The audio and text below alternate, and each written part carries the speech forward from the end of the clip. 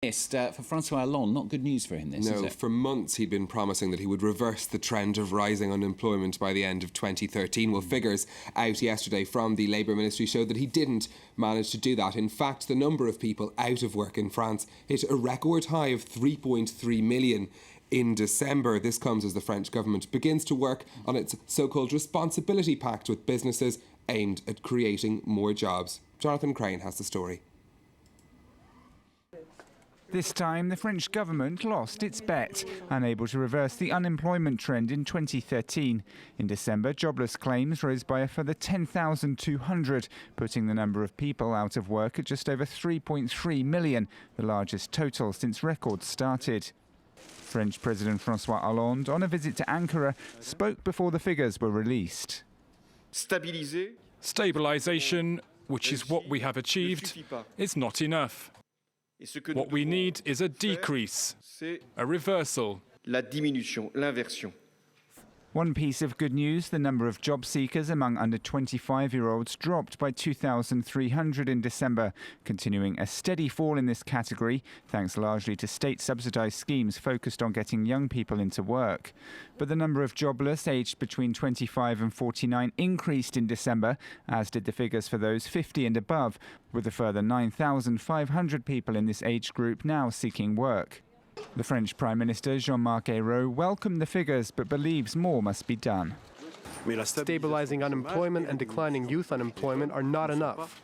Obviously, it must go further, faster and more strongly. Under pressure from unions to reverse the trend, the government announced a business-friendly policy shift last month.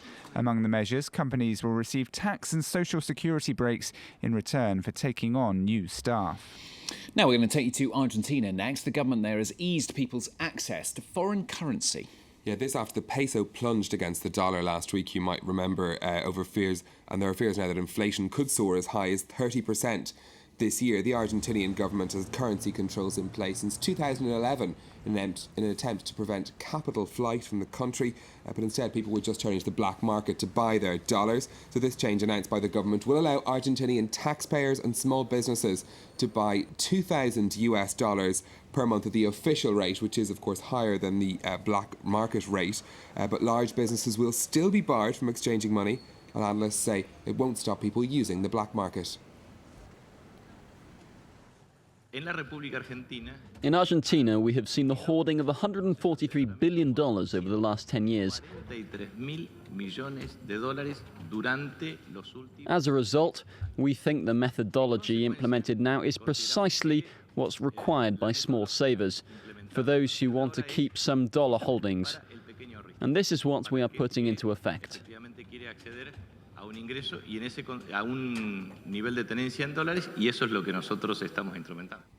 Well, from the currency markets to the stock markets, let's have a look at what happened on Wall Street in trading. Another day in the red, in fact, the Nasdaq closing down the highest over 1%, as you can see there. Those fears about emerging economies like Argentina not weighing as heavily on trading as they had been in previous days. The Federal Reserve meeting kicks off later today, which might result, though, in another reduction in stimulus to the American economy, something the markets will be watching very closely later on. Over in Asia, things looking a little bit more stable after the recent day's losses.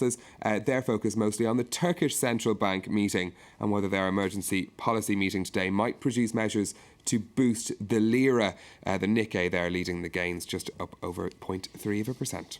Got some unimpressed investors for you now. This is after results from Apple announced after the close of Wall Street. Yeah, despite reporting earnings of $57.6 billion for the first 3 months of their fiscal year, Apple sold fewer iPhones than had been expected, and that hit their shares in after-hours trading, down 8%.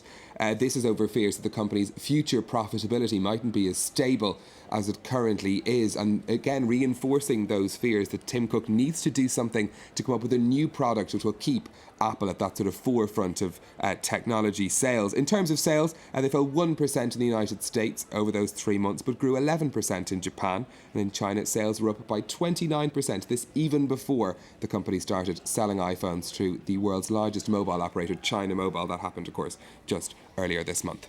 Staying in the US, one of the key advocates of the digital currency, of course it's Bitcoin, is facing criminal charges now. Yeah, Charlie Shrem is the vice chairman of the Bitcoin Foundation, which promotes use of the currency. He's been charged with conspiracy to commit money laundering by helping to funnel cash to the illicit online drug seller Silk Road.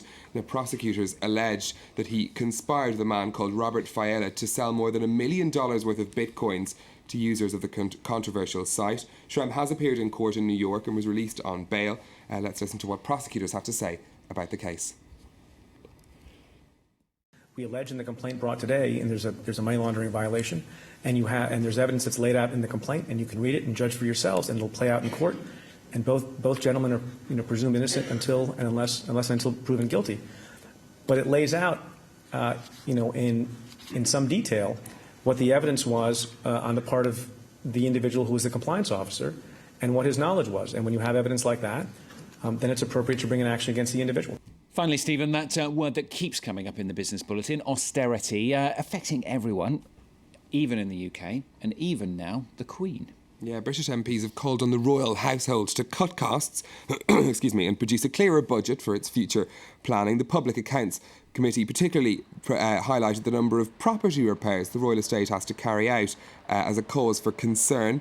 Committee Chairman Margaret Hodge said that while the royals had cut costs by 16% since 2007, most of that was done by actually increasing their income. She says the country's finance minister needs to be better involved in reviewing the royal household's budgets to make sure that the royal household serves the Queen better. But perhaps there'll be a little bit less, I'm not sure, caviar on the table in the royal household. I've never been to Buckingham Palace, Stuart. I don't know if you've been invited. I did once when I was a kid, actually, many, many years ago. One has to mend one's roof. You know. Yes, exactly. Exactly. That's what it's all about. Stephen Carroll with Business here on France 24. Now then, we've got a 2-year-old skateboarding champ coming up in today's web news. It begins, though, today